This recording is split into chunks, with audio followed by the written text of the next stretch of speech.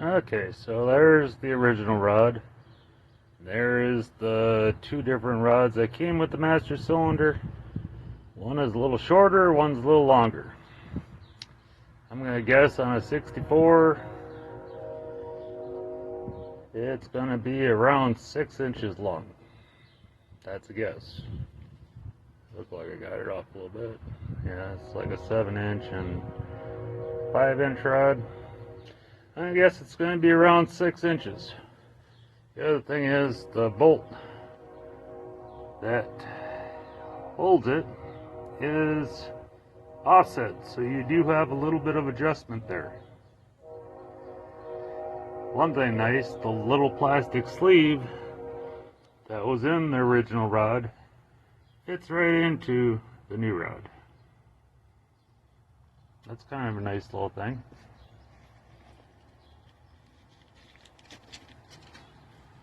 And then you got a nice tight. So that works out. So I'll chop this one off somewhere in there. I'll stick this side into the master cylinder. I'll put this side onto the brake pedal.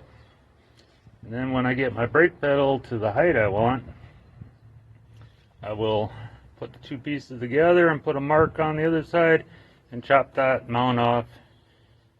Then weld it back together and I should have a perfect rod. Otherwise you can get the adjustable one.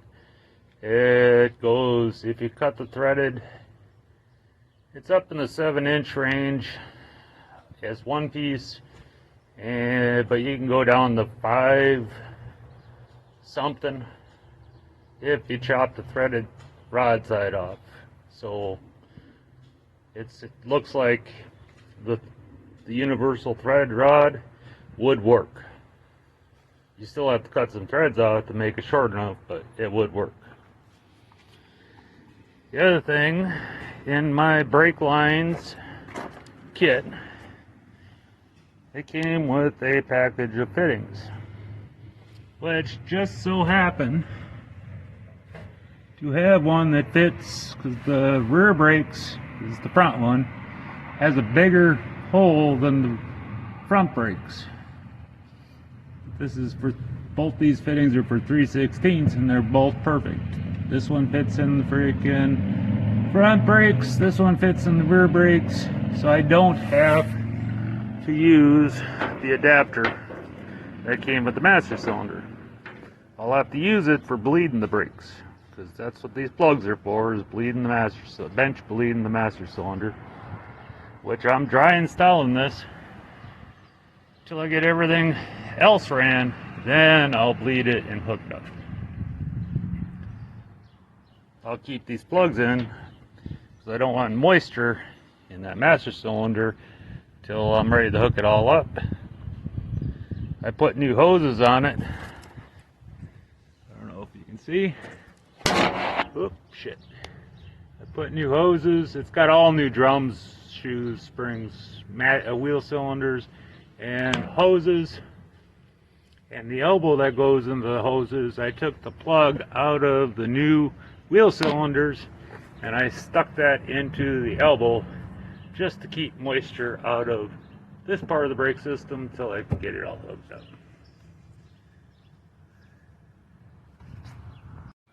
Alright, took one roll and I hope they're straight. I'm going to start at the rear end, go forward. That's the longest run. Dad's out working on the driveway. Gives him something to do. I tore this thing up to put a sewer system in last year, so she's got some potholes in her. She needs a little work. Go!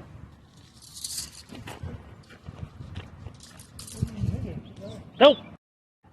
Pulling in from the rear. Right there is for the rear brake hose. Attaches. And running it along. There's the four-way. That's where it used to split. Oh! The brakes. So we're using 3 now because the rear Just gonna keep going up right to the master cylinder. So we'll still have coming down for your front brakes, and then bolt your front brake lines coming off that, and pressure switch. Then I just gotta run some wiring from the old pressure switch down to the where the new it's gonna attach now. And it should be fine. Okay, I got it ran alongside the old line all the way up. I passed by that block because we're going straight into the master cylinder.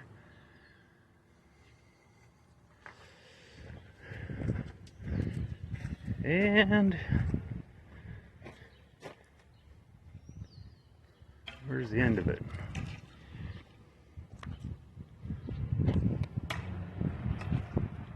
There's quite a bit of brake line left. So we'll see where we're at when we get all done. Okay, I went in the basement and found a 2-inch piece of PVC, a zip tie, and I've never tried this before, so I'm going to see if I can make the coil. I pulled more than I needed out. Once I get the coil built and the elbow I need, then I will pull the slack back to the back and form it as I go back along the back. Make sure it runs the way it's supposed to. So let's see.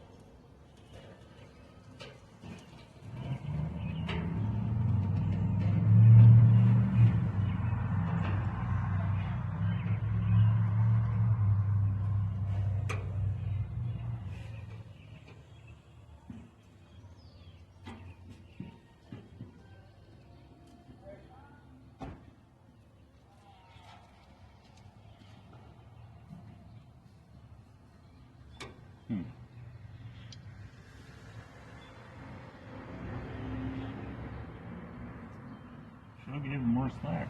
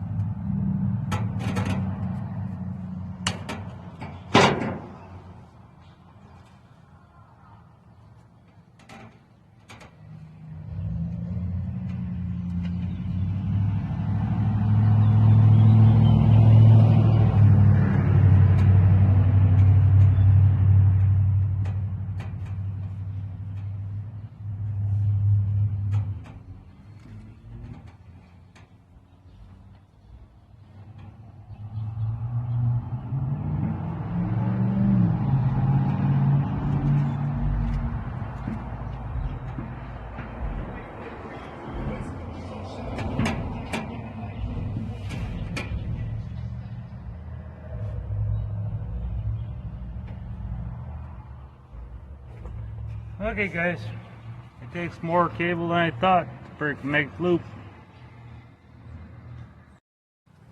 Okay, that's something I can work with. It's not hooked up yet. 2-inch piece of PVC pipe. That gave me a nice set of coils. Once I get that flared into the master, I can tweak it around any way I want to. It'll all be good. Okay, so I cut the rod in half, I just put the bolt through to hold the one side. I stuck the other side in the master cylinder. Now I'm going to try and put those two together. Brake pedals aren't sitting too bad with the spring on the brake pedal. So I'll get where I like the brake pedal, line those two rods up, put a mark on it. That way I can cut it off and weld it back together. Okay, putzing with the truck. I found the fitting that fits into the front reservoir, which is for the back one, for the back brakes. So before you flare your fitting, make sure you got your fitting on there, because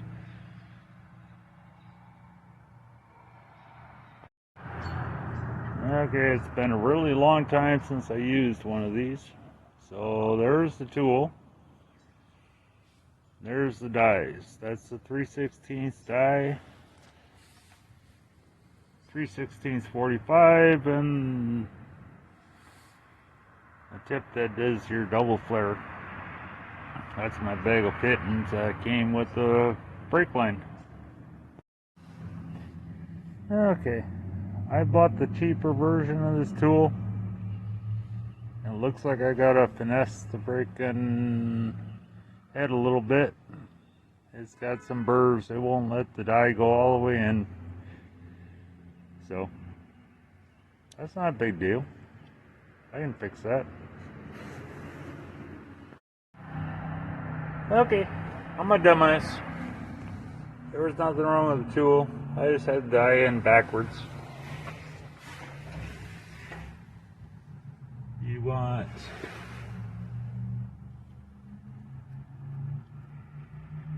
that part to go inside, not the other way around.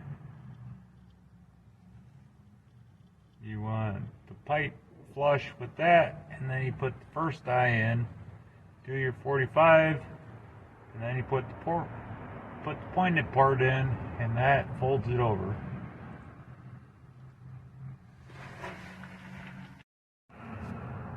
Okay, I don't know if you can see it, but it does a flare like that.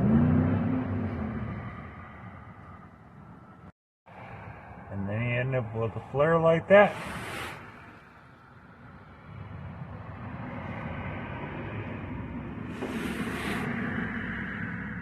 Now that I remember how to use it, I'll show you guys when it's daylight, where you can see better. I got the rod all welded back together, measured it. Looks like you need 3/4 of an inch longer rod than the original.